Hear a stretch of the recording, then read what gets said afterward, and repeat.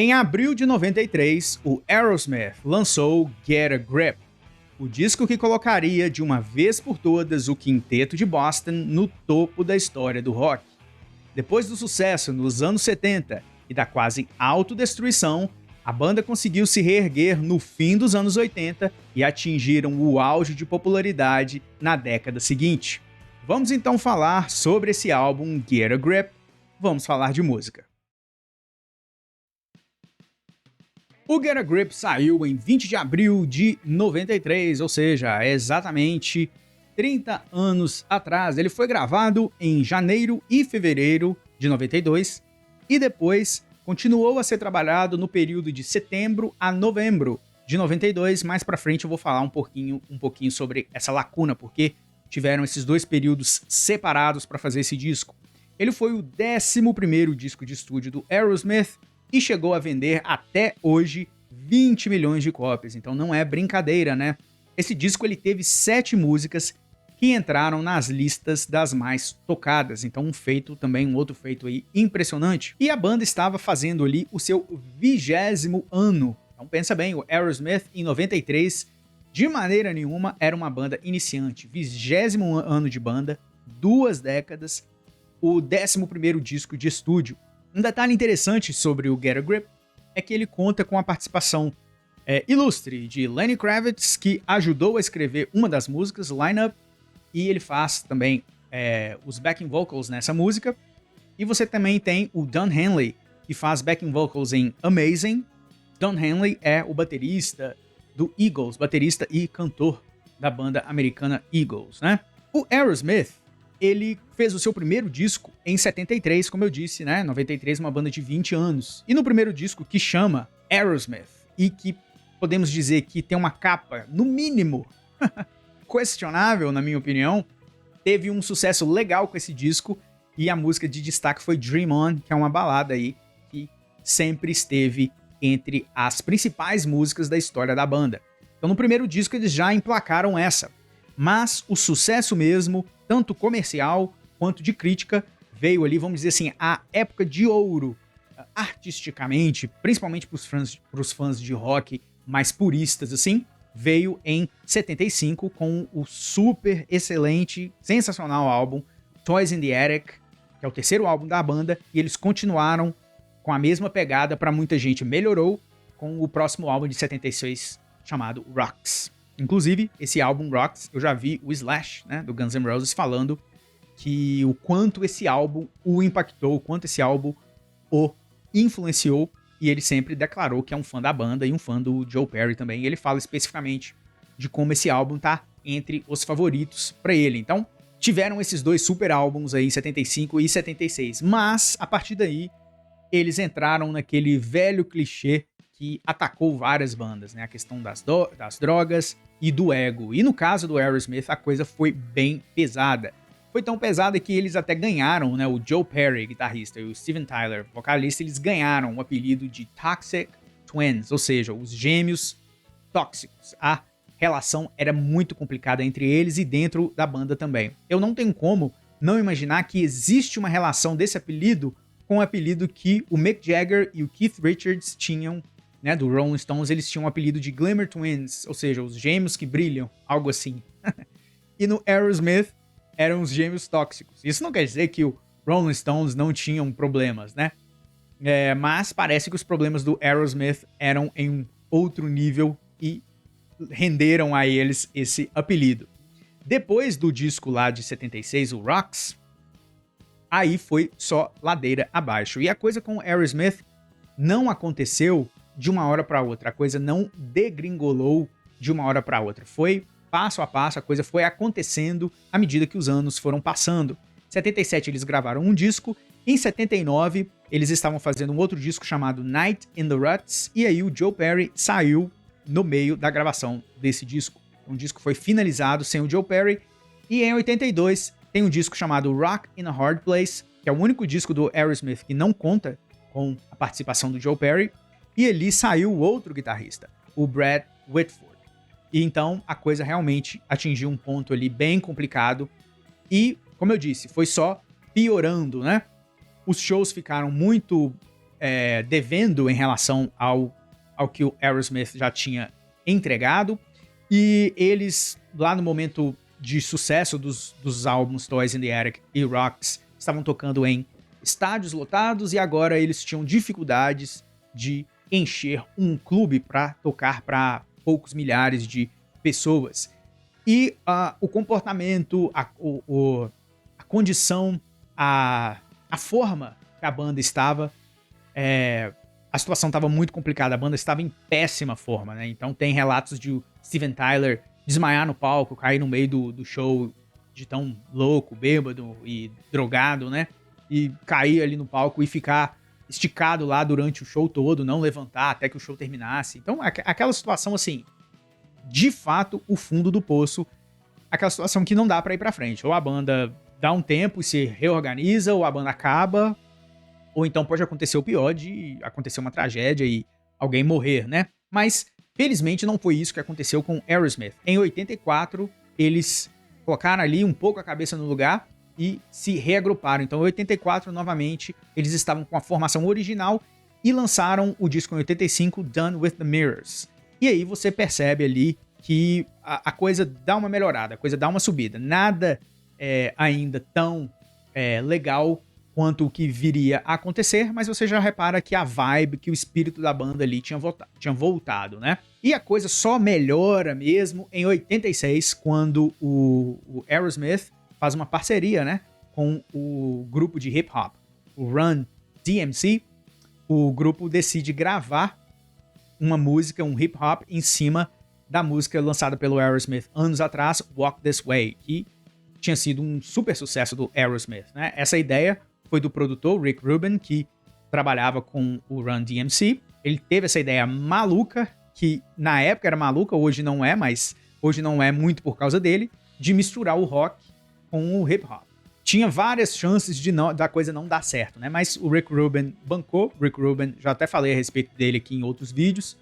E mais especificamente, falei muito dele no vídeo sobre as principais covers da história. Se você quiser assistir, vou colocar o link aqui na tela. Um dos maiores produtores da história da música pop, né? Ele teve essa ideia, bancou a ideia, a coisa aconteceu e foi um sucesso estrondoso. E aí foi o momento que o Aerosmith, de fato, voltou para o centro das atenções, né? Voltou aí para o spotlight. E eles tiveram a brilhante ideia, sem nenhuma ironia, tiveram a brilhante ideia de irem para a reabilitação, de se limparem. Foram pro rehab e decidiram abandonar o vício das drogas, e conseguiram. E o que lá atrás só vinha degringolando, só vinha, né, chegou um momento que a coisa começou só a descer, aqui a coisa começou só a subir. Fizeram o Permanent Vacation, um disco legal, depois fizeram um disco Pump em 89, que é um disco melhor ainda. Tem Love in an Elevator, que é um super sucesso da banda, Jenny's Got a Gun, que também é um outro super sucesso da banda. Então a coisa tava só melhorando. E aí a coisa explodiu e chegou no ápice mesmo com o disco que é o nosso assunto de hoje, que é o Get a Grip, o disco que saiu em 93. E como eu disse, eles entraram em um período muito legal aí, depois deles se limparem. Foram 10 anos e 4 discos. O outro disco depois do Get a Grip é o Nine Lives, de 97, que também é um disco muito legal, que vendeu absurdamente também. Não tanto quanto o Get a Grip, mas também fez um sucesso danado. Vamos falar sobre o disco específico aqui do nosso assunto hoje, que é o Get a Grip. A ideia inicial do disco, que veio a ter 14 músicas, a ideia inicial era um disco de 12 músicas. Eles gravaram esse disco e apresentaram para a gravadora. A gravadora bombou. Falou, não dá. Vocês vão ter que voltar pro estúdio. Por que não dá? Porque vocês não têm músicas aqui que vão fazer sucesso na rádio. A gente precisa de músicas aí que vão funcionar na rádio. E eles não estavam errados, a galera da gravadora. Por quê? Quando eles apresentaram esse projeto inicial do disco, eles não tinham Crying, Crazy, 2 super sucessos, e Living on the Edge, que também é um outro imenso sucesso do disco. Então, eles voltaram para o estúdio, trabalharam ali, depois do período de setembro, né, setembro a novembro de 92, e terminaram o disco com os sucessos que a gravadora queria. Então, por isso que eles gravaram o disco em 2 momentos separados do ano de 92, né? Falando sobre as músicas, não vou falar sobre todas, vou falar sobre alguns pontos interessantes do disco aqui que merecem atenção. O disco ele inicia com uma introdução ali de apenas alguns segundos, que ela é interessante e vale a pena a gente mencionar porque ela tem um riff, né? Um compasso de Walk This Way, tadadadã, tadadadã, e tem um hip hop que o Steven Tyler faz ali no vocal e tal, que, né, eles trouxeram essa questão lá do Run DMC, o sucesso que eles fizeram lá com o Run DMC em 86, a mistura lá com hip hop, decidiram abrir o disco com isso. Beleza, né? Ou seja, não sei, fazer uma média com a galera do hip hop, não sei qual foi a intenção, mas tá lá. O disco começa mesmo pra valer com Eat the Rich, que, assim, já começa com um riffzão de hard rock, guitarra ali, bem estilo hard rock anos 80, e uma música que tem um refrão que pega bastante, né? Toda hora. Eat the Rich, eles repetem, né? Então é aquele refrão que é fácil você gostar, fácil você aprender a música, se acostumar com a música, aquela música, né, de rock que tem uma fórmula ali que pega mesmo, bem legal, uma boa música de hard rock estilo anos 80, né? A outra música que eu gostaria de falar é Get a Grip, que, falando mais porque ela é o nome do disco, não acho que ela seja um ponto alto do disco, comparado com as outras coisas que há no disco, mas é o nome do disco, tem um riff de guitarra legal, também, novamente, uma pegada hard rock bem puxada para os anos 80, e é uma música divertida. Não é o que o disco tem de melhor, mas é uma música legal de ouvir, não é uma música que, ouvindo o disco, eu vá pular. Depois a gente tem uma super música, um super sucesso, uma música muito boa, que é Living on the Edge, que ela tem uma guitarra ali no início mais limpa, uma guitarra bem bonita, um timbre de guitarra bem legal, estilo de timbre de guitarra que eu gosto muito, né? E eu acho essa música super legal, ela tem uma letra que fala sobre problemas sociais, violência, racismo, é uma música bem interessante, que também tem aqueles clássicos backing vocals do Steven Tyler. Não sei se você já se ligou nisso, mas quando você estiver ouvindo Aerosmith, principalmente nessa fase, se ligue nos backing vocals, que muitas vezes o Steven Tyler usou isso assim para dar com pau, usou isso demais durante a carreira dele, quando ele faz backing vocals dele mesmo. E ele faz de uma maneira assim primorosa, e é sempre muito característico o jeito que ele faz. Lying close to you, feeling your heart beating.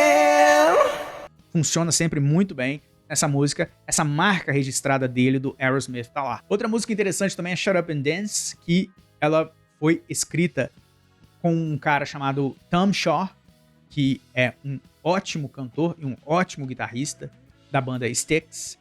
E ele compôs essa música junto com o Steven Tyler e o Joe Perry. Uma música bem legal, tem um riff bacana também. E, novamente, tem os backing vocals lá clássicos do Steven Tyler. E aí a gente tem, né, o Aerosmith compondo aqui com outra pessoa, algo que foi super comum durante toda a carreira do Aerosmith. O Aerosmith não é uma banda onde eles compõem as músicas ali dentro da banda. Eles compõem, sim, mas muitas vezes eles têm colaboração. Eles trazem pessoas de fora para ajudar a finalizar, ajudar a compor a música. E aqui, Shut Up and Dance é um exemplo disso. E outros exemplos disso, outros exemplos ótimos para a gente falar a respeito dessa contribuição de compositores de fora ajudando a banda, são as 3 super baladas, né? Que para mim são os pontos altíssimos do disco. Crying, Crazy e Amazing. São músicas que a gente já enjoou de ouvir, não no meu caso, eu ouço sempre, não enjoo de ouvir essas músicas, mas enjoar assim no sentido de que a gente já ouviu demais essas músicas. Muita gente não, mas assim, há pessoas principalmente a galera roqueira mais raiz, torce o nariz pra essas músicas. E não tô fazendo aqui um juízo de valor, se é o que você gosta, se você é aquele roqueiro que gosta mais daquele rock mais raiz, aquele rock não comercial, provavelmente você vai curtir mais a fase do Aerosmith lá nos anos 70. E essas músicas, é legal, mas torce um pouco o nariz. Eu acho que você tá certo, tá cada um com o seu gosto, né? Mas eu falo sem exagero nenhum, eu acho essas 3 baladas os pontos altíssimos desse disco, obviamente, e da carreira do Aerosmith. E eu vou mais longe. Crying, pra mim, é uma música de rock perfeita. Não existe nada nessa música que eu mudaria. Se eu tivesse, você tem a oportunidade de dar uma melhoradinha aí em Crying, eu simplesmente falo, não existe nada nessa música que precisa ser melhorado. E essa música, ela foi escrita com parcerias de fora também, vou falar um pouco a respeito disso daqui a pouquinho. Mas essa música, pra mim é uma música perfeita, um blues que tem uma vestimenta, que tem uma maquiagem ali de pop que funciona muito bem, uma super introdução, um riff de introdução que marca, pam, pam, pam, pam, que tem o auxílio do conjunto de metais no fundo. E detalhe, esses metais, se você ouvir Crying com um fone bom, ouvir alto, porque música é pra ouvir alto, cara. Ou moça, que tá vendo o vídeo. Música é pra você ouvir alto. Se você quer apreciar a música, a música que você gosta, tem que ouvir alto. É a mesma coisa de você ver filme no cinema. Filme no cinema não é alto, é porque tem que... O volume ali, as dinâmicas, o volume baixo, o volume alto, tudo tem um motivo, né? Então é lógico que você não vai ficar ouvindo música o tempo todo alto, porque senão você vai ficar surdo, mas aquele disco que você quer apreciar, aquele disco que você quer conhecer, aquela música que você quer degustar, tem que ouvir alto. Tem que ouvir num fone bom ou numa caixa de som boa, ouvir bem alto e, né, os vizinhos que aguentem um pouco aí. Mas tem que ouvir alto, é o que eu quero dizer. E se você ouvir Crying alto, você vai ver ali os metais no fundo quando eles entram em momentos que a maioria das pessoas não reparam e arranjos bem feitos ali durante vários momentos da música. Algo muito, muito, muito legal, algo muito bem composto, muito bem arranjado. Definitivamente é uma pessoa que sabe muito bem o que ela está fazendo para desenvolver aquilo ali, né? Para colocar aquilo com tanto bom gosto, da maneira tão certa, uma maneira que funciona tão perfeitamente, né? Você também tem, pra variar, o super vocal do Steven Tyler, mas a interpretação dele nessa música também é muito animal, né? Então, uma coisa muito bacana. Também tenho lá os backing vocals que ele trabalha nessa música também, que funcionam super bem, como sempre. As frases de guitarra do Joe Perry, principalmente, o solo da música é legal. Normalmente a gente presta atenção só no solo do guitarrista, né? O solo é legal, é bem um solo um voice bem blues do solo, né? Mas o solo é muito sensacional, mas as frases, os arranjos que ele faz por trás do vocal, que pra mim, que mostram ali o brilhantismo e o talento do Joe Perry nessa música. Tem as linhas de baixo, até o baixo ali, você tem momentos que tem linhas de baixo ali, melódicas, que fica uma coisa muito bonita, funciona muito bem, né? O Tom Hamilton, o baixista do Aerosmith, mandou muito bem nessa música. E no final ali, você tem aquela porrada de blues, aquele blues que enche, aquele sonzeira. Aí você tá ali já desesperado, com tanto som bom, aí vem no final, você tá achando que a coisa tá acabando, vem no final a gaita do Steven Tyler cortando ali, igual faca quente na manteiga, e você fala, nossa senhora, o negócio não para, né? Então a música, assim, eu me empolgo falar dessa música, eu acho uma música realmente sensacional. São aqueles momentos onde o artista, são os poucos momentos, talvez o único momento que alguns artistas têm na carreira, onde eles acertam tudo, é aquele golaço. Então, há poucos artistas que conseguem fazer isso. E há poucos artistas, menos ainda, que conseguem fazer isso mais de uma vez, né? E você tem uma outra música que é Crazy, que é uma música que eu não sei se você já percebeu, uma música muito parecida. E o que acontece? Reza a lenda que Crazy e Crying eram a mesma música. Vamos lembrar o que eu disse antes, que o Aerosmith é uma banda que traz compositores de fora. Então, a lenda diz que eles tinham uma música e decidiram dar essa música para uma pessoa desenvolver e pegaram a mesma música e deram para uma outra pessoa. E aí, o Desmond Child, que é um compositor e produtor histórico, né, na história da música e da música pop, do rock, já trabalhou com Kiss, Bon Jovi, Kelly Clarkson, Roxette, enfim, já trabalhou com uma pá de gente, produzindo e escrevendo, ajudando a escrever música. Ele veio com Crazy. E a música Crying veio de um cara chamado Taylor Rhodes.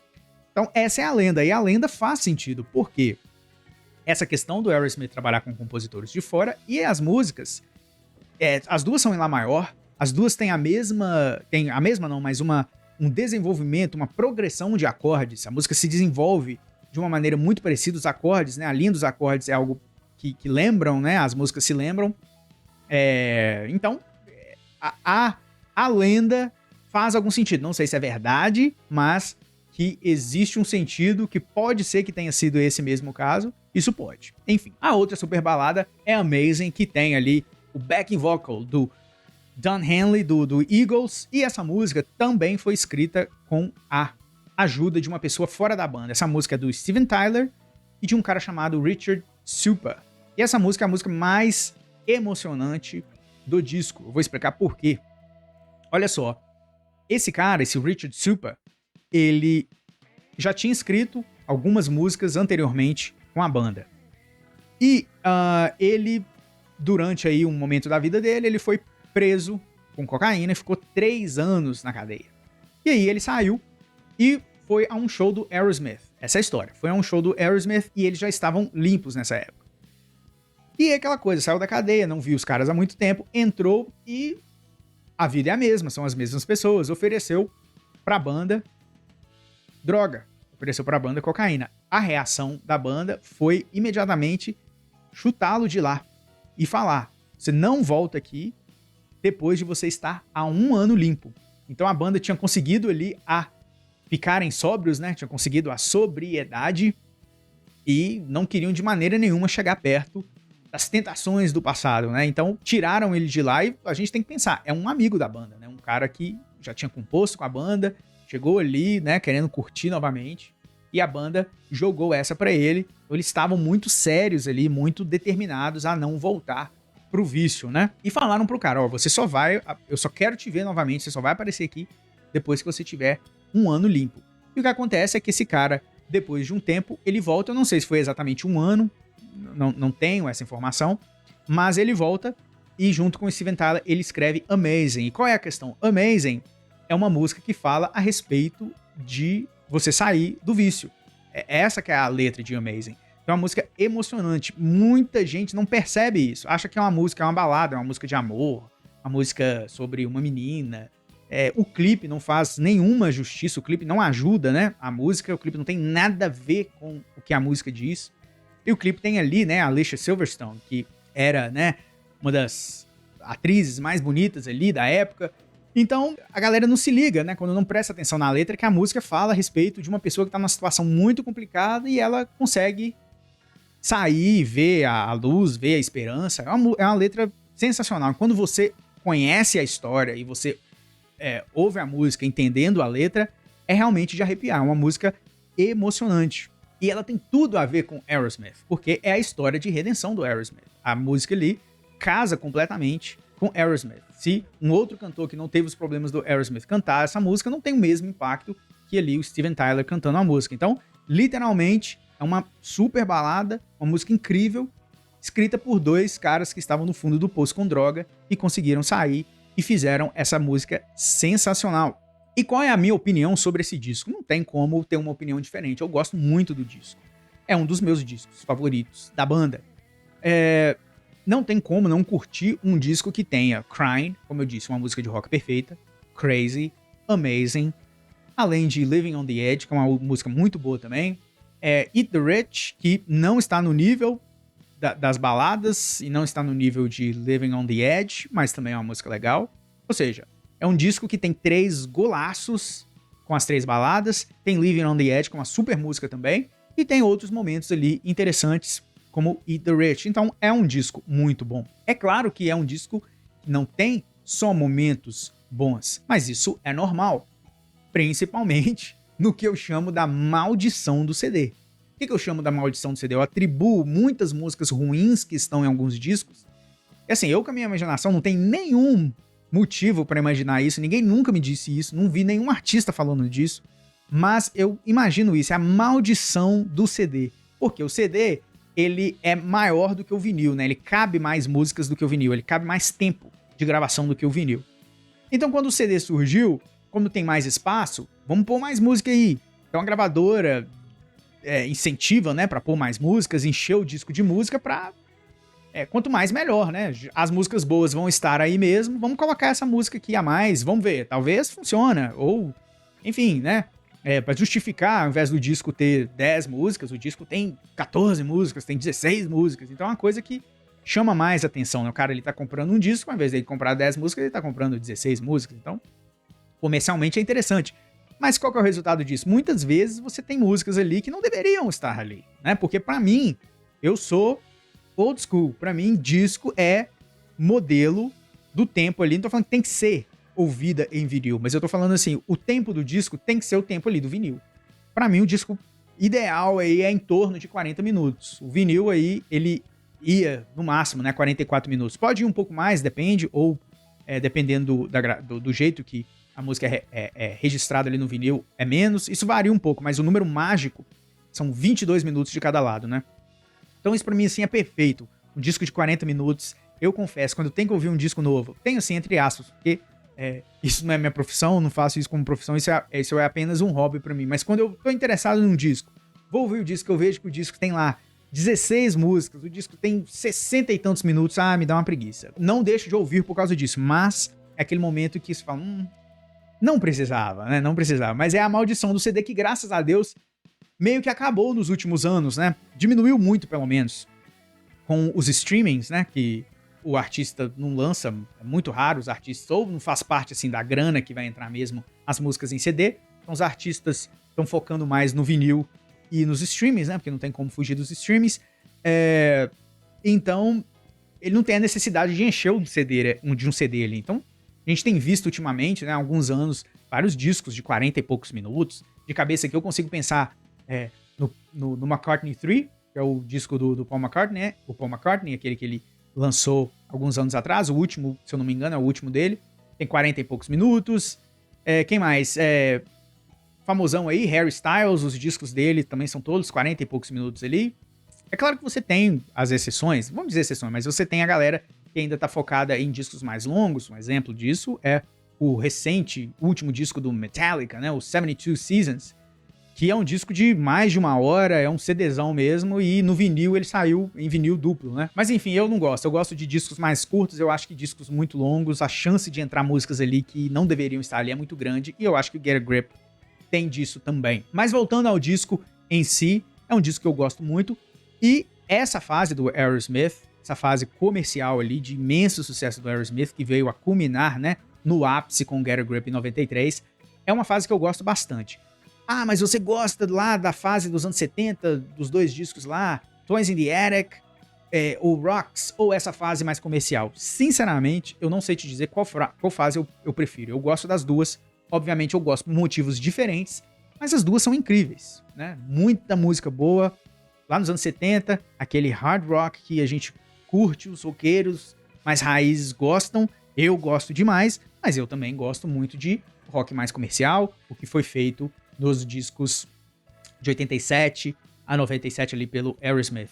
Não sei dizer qual fase eu gosto mais. Então é isso aí, essa história do Get a Grip, como ele foi feito, como é que eles chegaram lá, a história do Aerosmith, surgimento, sucesso nos anos 70, drogas, autodestruição, fundo do poço e o renascimento, e aí aquela sequência sensacional dessa época mais comercial do Aerosmith, mas não menos incrível desses discos: Permanent Vacation, Pump, Get a Grip, Nine Lives e, dependendo da sua opinião, não é necessariamente a minha, Just Push Play, de 2001, também tá nesse grupo aí, mas eu não coloco na mesma qualidade dos 4 discos anteriores.